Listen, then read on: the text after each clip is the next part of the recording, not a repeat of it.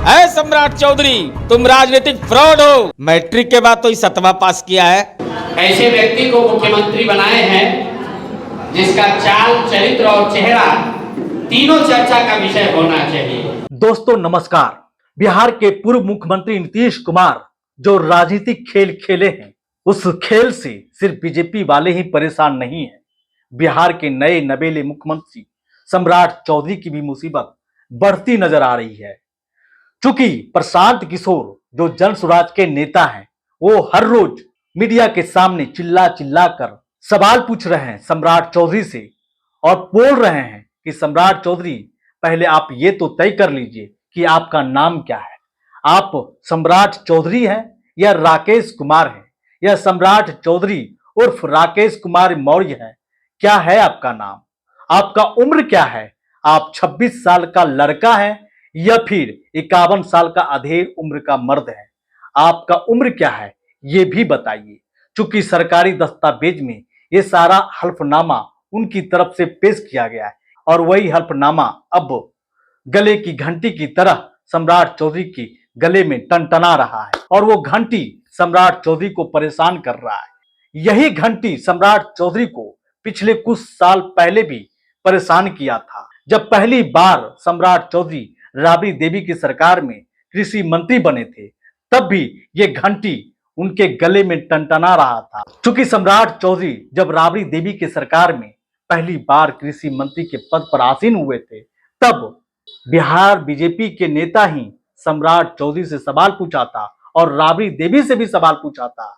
वो कोई और नहीं, वो बिहार बीजेपी के नेता स्वर्गीय सुशील मोदी ने जब सवाल खड़ा किया था कि 25 साल का लड़का मंत्री कैसे बन सकता है, अब ये बताइए।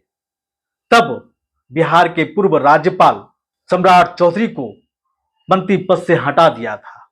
अब वही घंटी फिर से टनटनाना शुरू किया है। हालांकि कुछ देर के लिए नीतीश कुमार के द्वारा दिया गया कवच कुंडल सम्राट चौधरी का सुरक्षा कवच की तरह सुरक्षा तो कर रहा है, लेकिन नीतीश कुमार का कवच कुंडल कब तक सम्राट चौधरी का बचाव करेगा? चूंकि जदयू के ही प्रवक्ता नीरज कुमार जिस समय विपक्ष में बीजेपी हुआ करती थी, उस समय नीरज कुमार खुद सम्राट चौधरी पर आरोप लगाया था और कहा था कि ये सम्राट चौधरी राजनीतिक फ्रॉड है, ये आदमी ठीक नहीं है, ये आदमी बार बार गलत जानकारी चुनाव आयोग को दिया है। इस आदमी का नाम सम्राट चौधरी नहीं, इस आदमी का नाम राकेश कुमार मौर्य है। राकेश कुमार है या राकेश कुमार सम्राट चौधरी है, क्या है?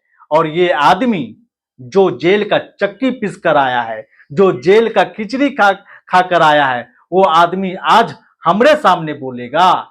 ये बात जदयू के प्रवक्ता नीरज कुमार खुद बयान दे चुके। अब वही सवाल, जैसे ही सम्राट चौधरी बिहार के मुख्यमंत्री बने, वैसे ही ये सवाल फिर से घूमकर सामने आ रहा है और ये सवाल अब इतना दूर तक जा रहा है कि सम्राट चौधरी की मुसीबतें और बढ़ती हुई नजर आ रही है।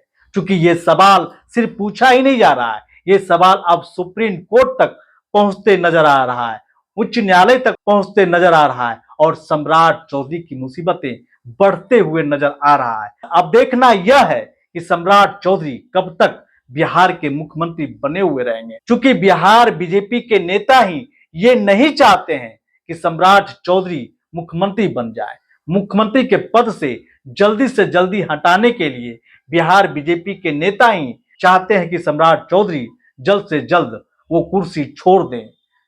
क्योंकि जिस तरह का बयान राजीव प्रताप रूढ़ी ने कहा कि सम्राट चौधरी अपने बल पे नहीं, नीतीश कुमार के कृपा पर मुख्यमंत्री बने हैं, जो खुद बीजेपी के नेता हैं, वो कह रहे हैं कि सम्राट चौधरी अपने बल पर मुख्यमंत्री नहीं बने, नीतीश कुमार के कृपा पर मुख्यमंत्री बने हैं। अब सोचने वाली और गौर फरमाने वाली बात है कि इस तरह का बयान उनके दिल का जो दर्द है वो बयां कर रहा है, वो बता रहा है कि जो आदमी मुख्यमंत्री बना है वो ठीक नहीं है। भले उनकी पार्टी से है, लेकिन आदमी ठीक नहीं है।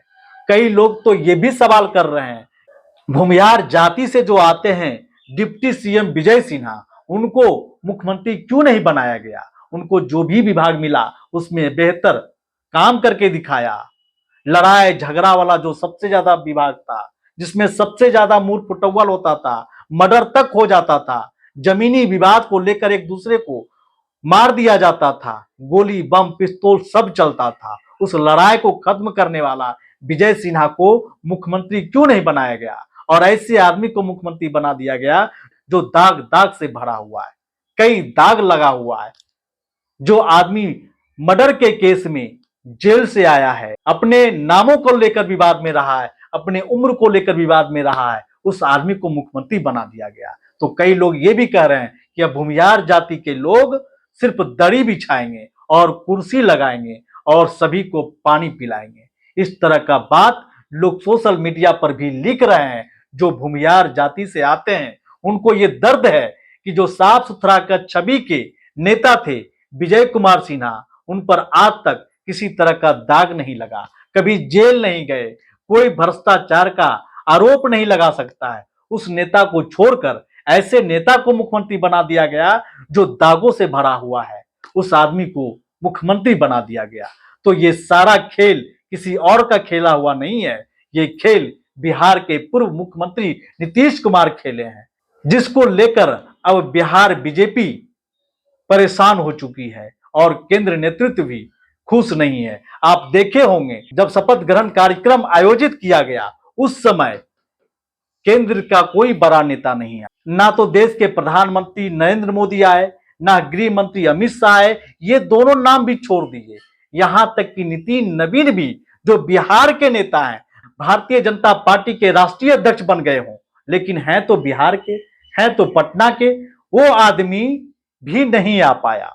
अब समझ सकते हैं जब नितिन नवीन सम्राट चौधरी के शपथ ग्रहण में शामिल नहीं हुए, ज्यादातर नेता जदयू के थे और छुटमुटिया नेता बीजेपी के मौजूद थे, वो भी इस लोभ से थे कि उनको मंत्री बना दिया जाए, अच्छा सा विभाग दे दिया जाए। इस लोभ से वो शपथ ग्रहण समारोह में शामिल हुए। जब बीजेपी की सरकार बनी तो खुशी की कोई लहर नहीं थी, कोई ढोल बाजा, कोई जश्न नहीं मनाया गया।